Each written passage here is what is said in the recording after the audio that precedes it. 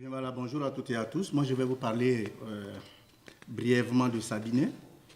On va donc avoir la possibilité donc, de décrire ce que c'est que Sabinet. On aura une petite vue d'ensemble des produits et des frais de publication de Sabinet. Et puis, on va parler un peu de l'accessibilité de tous ces produits et on tirera une conclusion, j'irai très rapidement. Il faut dire tout simplement que c'est une compagnie sud-africaine. Une compagnie sud-africaine qui n'est pas une ONG, ce n'est pas une organisation non gouvernementale, comme j'avais fait sur la présentation sur AJOL. Et c'est apparemment il y a des institutions du pays. Il y a également des personnes, du personnel donc, de Sabinet qui s'occupe, qui est également actionnaire de cette compagnie, parce que j'appelle compagnie parce que ça a l'air un peu privé. Et puis, il y a aussi des fiducies qui ont une part et des particuliers qui ont une part.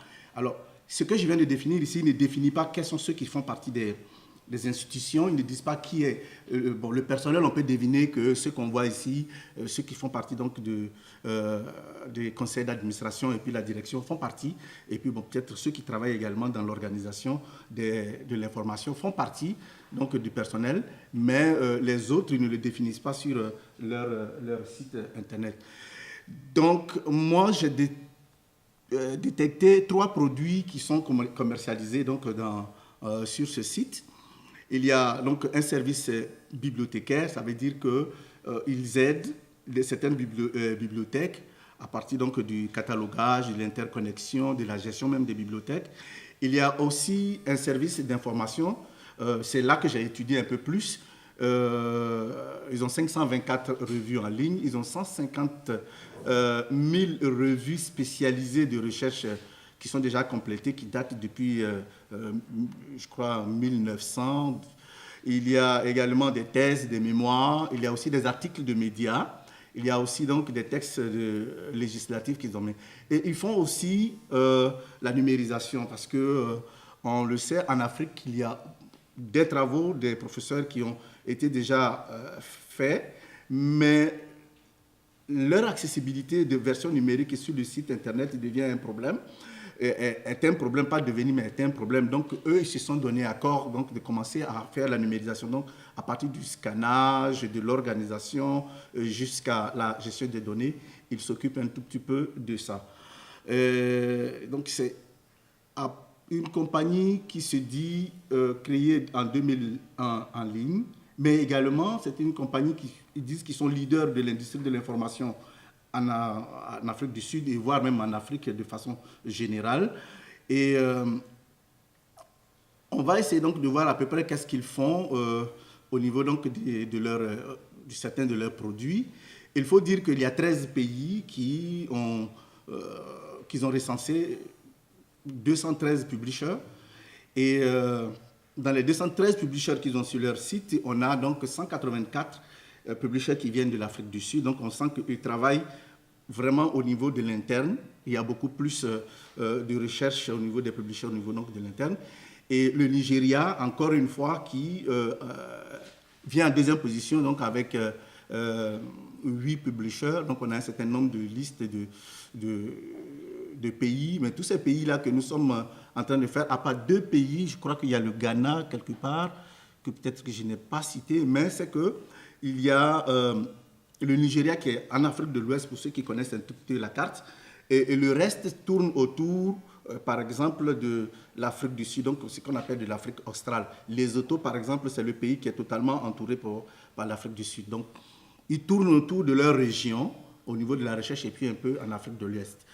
Bon, au niveau des publishers, je suis allé prendre les plus gros fournisseurs donc, de revues. Oasis, par exemple, va revenir en première position avec 39 revues. Et on remarque que dans les 39 revues, on a seulement une revue seulement qui est en open access. Et on a 38 qui sont dans la séquence, je vais en parler un peu plus en avant, dans la séquence dénommée N, qui est, ce sont des revues sur lesquelles il n'y a pas de souscription. Alors donc, on remarque qu'il y a une forte un fort taux de revues sur lesquelles il n'y a pas de souscription, à l'exception peut-être de 3 revues, je crois universitaires, et puis la revue du département de l'agriculture qui a 11 revues, mais seulement ces 11 revues-là sont totalement en Afrique, comment on appelle ça, en open access. Et puis nous avons, je dirais, les EPC. Leur façon de faire les EPC, c'est que sur ce site, je n'ai vu en aucune manière un prix. C'est-à-dire que, est-ce qu'il faut acheter à tel montant pour pouvoir accéder au site? Il n'y a rien qui est écrit là-dessus, alors qu'ils ont plusieurs services qu'ils essaient donc de donner sur leur site. Par exemple, quand on va sur le site et qu'on découvre un article à côté duquel on a mis S, ça veut dire que cet article-là il y a eu des souscriptions. Donc les universitaires, les bibliothèques universitaires ont fait des souscriptions. On n'a pas vu de tarifs. Il y a l'Open Access également, qui en a 164 sur les 524, donc qui représente à peu près 31% de toutes leurs revues. Et on a également le T qui va représenter des articles qu'eux-mêmes, ils décident de mettre ça en libre accès. Mais dans mes recherches, je n'ai vu aucun article qui a été, comment on appelle, étiqueté T. Il n'y a rien là-dessus, mais quand même, ils ont dans leur bloc de EPC, ils ont mis là simplement, mais on ne sait pas où trouver un seul article où il y a Free Trial Content. Il y a aussi le N, qu'on voit un peu partout, qui est lui un article. Ce sont des articles où il n'y a pas eu de souscription. Ces articles-là, il y en a 360 qui représentent 360 des 524 revues. Et il n'y a pas non plus d'EPC. Donc, on ne sait pas à peu près comment accéder s'il faut que vous alliez sur le site Internet. Il vous donne un certain nombre de références pour dire, bon, si vous voulez savoir le prix, il faut contacter telle adresse pour aller rencontrer quelqu'un, soit au téléphone, et puis discuter avec lui pour savoir à peu près quel est le prix. Je reviens pour vous dire qu'ils nous disent que leur travail, c'est de faciliter l'accès à l'information. Donc, là, la mission commence pour moi à être un problème parce que l'accessibilité, on a l'impression que ça devient de plus en plus payant. Alors, je suis allé essayer donc de voir à peu près comment le site se présente au niveau de la page 1. Quand vous allez au niveau de la page 1, vous avez à peu près cette partie à ce niveau-là qui, vous les écrivez Sabinet, ça ouvre une page ici, et cette page-là, juste en face ici, c'est un genre de slideshow, qui laisse apparaître les produits et les sous-produits je vais aller plus rapidement, et les produits et les sous-produits qui font que on peut directement accéder soit à la collection ou bien aux journaux, ou soit à avoir des informations sur les différents autres services. Alors donc, c'est ce que j'ai représenté ici. Quand vous arrivez à ce niveau-là, j'ai parlé un tout petit peu des petits signes. Par exemple, cette revue, vous arrivez ici, vous remarquez qu'ils ont mis OA, ça veut dire que cette revue-là est en open access, et ainsi de suite. Vous allez trouver d'autres revues également qui ont des signes comme ça. Donc, j'ai représenté un peu le graphique à ce niveau-là. Si, par exemple, vous appuyez sur Our Collection, vous avez donc la possibilité de rentrer dans la connexion, retrouver les publishers, les revues de l'open access. Mais si vous appuyez, par exemple, sur Get Your Interactive eBook, vous avez à ce niveau-là des menus qui s'ouvrent et qui gardent cela. Donc, on a deux formes d'accès de leur site.